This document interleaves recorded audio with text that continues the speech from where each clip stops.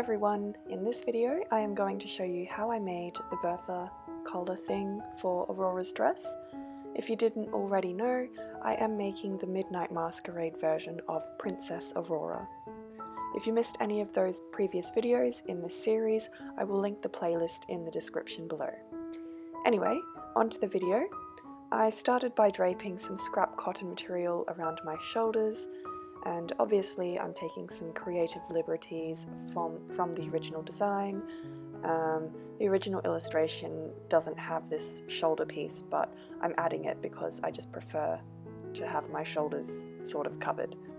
So here I'm just cutting a curve into the fabric, and the fabric is on the fold, so when I unfold the fabric, the curve will be the same on both sides.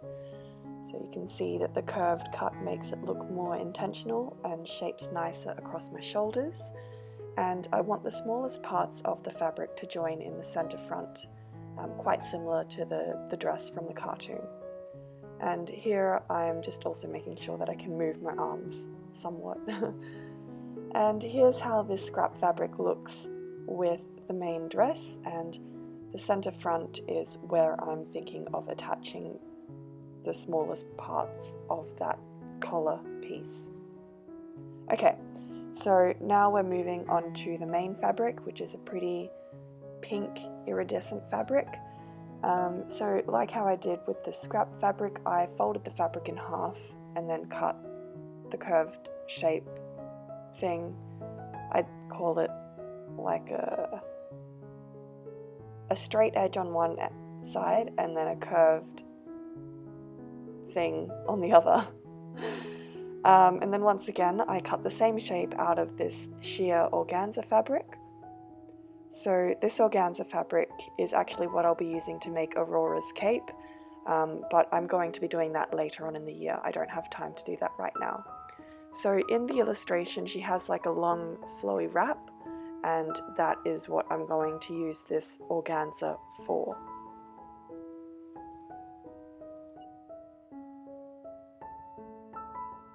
At this point I decided I wanted to have 2 layers of the pink iridescent fabric, so I laid the pattern down and cut it out once again.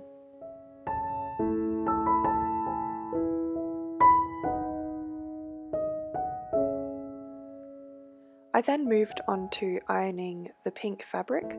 I know that most people would advise to iron before cutting out your pattern pieces, but I simply prefer to cut first because then I don't have to deal with mountains of fabric on my ironing board.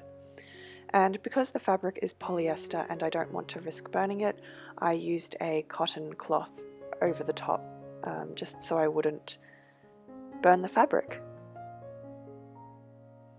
And once that was done, I moved on to assembly of all of the pieces together. I knew that I wanted to use the organza piece as the top layer over the pink fabric, but organza, being the difficult fabric that it is, meant that I need to baste it down onto the pink layer first. So that's what I did. I just threaded a needle and started doing long basting stitches along the edge of the fabric.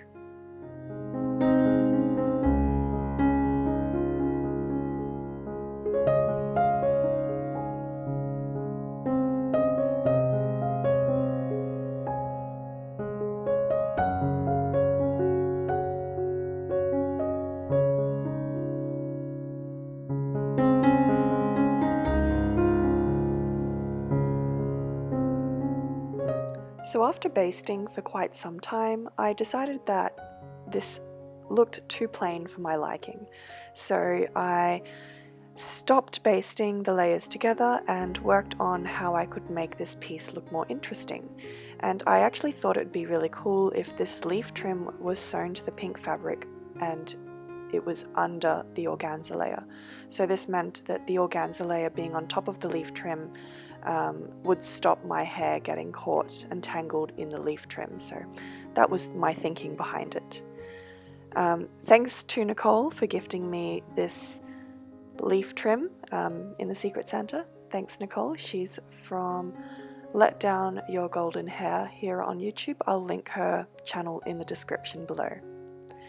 So I basically stitched all along the main stem of the leaf trim using tiny back stitches, and then I just continued doing this for all of the silver leaf trim that I had, and I tried to sew it down in a curly, wavy, organic sort of pattern.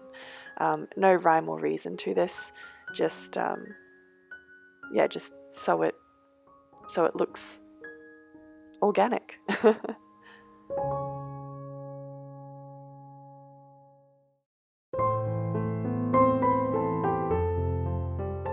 And here's a close-up of how I did the stitching, just if you're curious. So you can see pulling the thread through, going back, and then doing a tiny back stitch, and then pulling the thread through once again, and just doing that all along the main stem.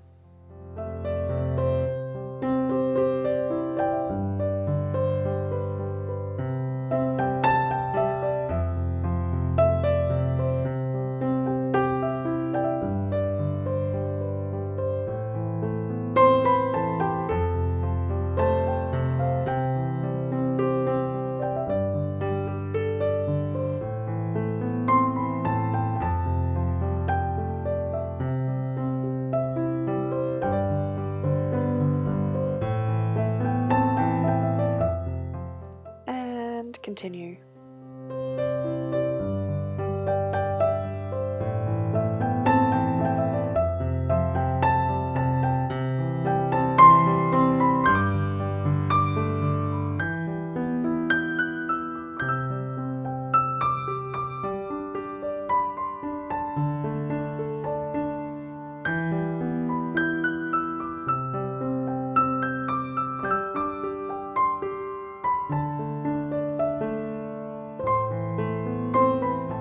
So this is what one side looked like when completed.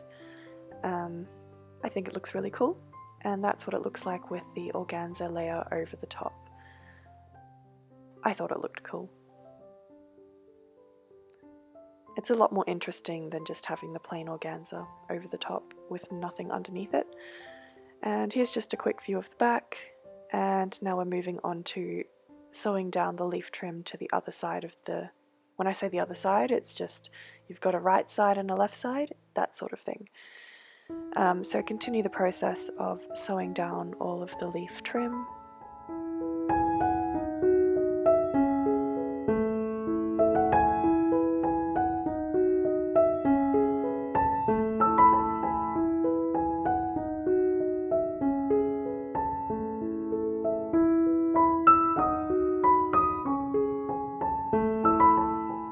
And finally, after quite a few hours, here is all of the leaf trim sewn on. And then again, this is what it looks like with the organza layer over the top.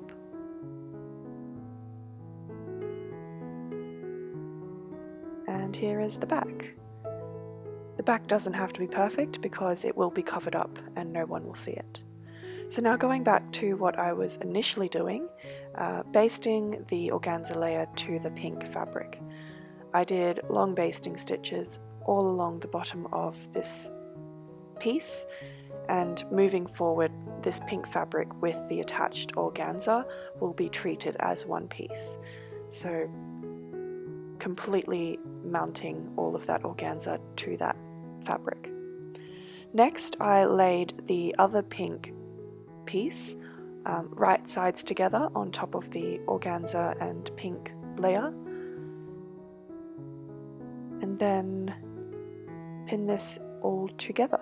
So just pin all around the edge of the fabric.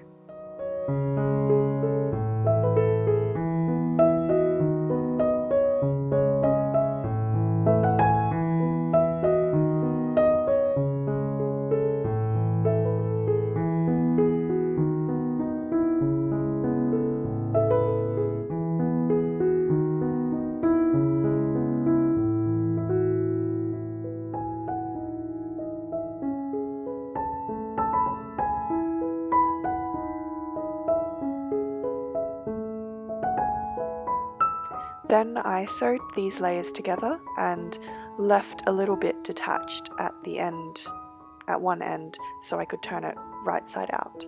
And when sewing these layers together, I just made sure that I was sewing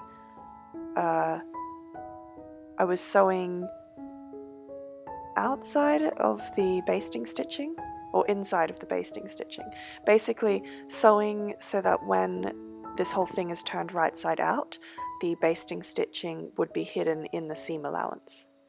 So sewing it so the basting stitches are hidden in the seam allowance. I hope that makes sense. Cool. So once that's all sewn down, except for the little part at the end that's left open, I trimmed away all of the seam allowance, or at least the excess seam allowance. So trimming all of that away, and then I also cut little notches or slits into the seam allowance along the curved edge, so when I turn it right side out, it would all lay nice and flat.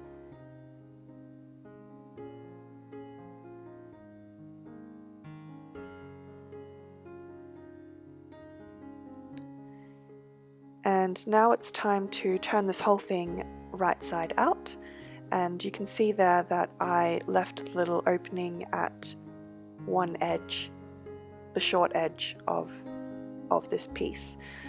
So because the opening was quite small, it meant that it was quite difficult to squeeze all of the fabric in and turn it right side out, but with patience it's manageable. And then I brought this thing over to the ironing board and ironed out all of the edges. This was a little bit fiddly as the fabric just wanted to puff out at the seams. Again, I used my cotton cloth to make sure that I didn't burn the pink synthetic fabric. And I don't know where all of the footage of me ironing went, but I promise I ironed out all of the edges, and I hand sewed the little opening shut as well. So now this is what the piece looks like after being ironed, so there are no more puffy edges. And I just wanted to get a sense of how this piece could be attached to the dress. So you can see some of the possible different ways I could have attached it. I mean, this looked cool, but in the end I decided to go with this look where it completely falls off the shoulders and then attaches in the center, just there. So I pinned the piece to the center front of the bodice, and I didn't pin anywhere else. And I didn't capture it on camera, but after this I hand sewed the collar shoulder piece thing into place, and I also did a few tack stitches a few centimeters either side of the center front for additional security. So yeah, I just sewed the front of this thing and that's it. So here's a quick clip of a spin in the dress. Make sure to subscribe if you want to see the leaves and flowers being added to the dress. And make sure to check out my Instagram for finished photos of the dress. They're already posted over there, so go check that out. And until next time, stay creative. Bye.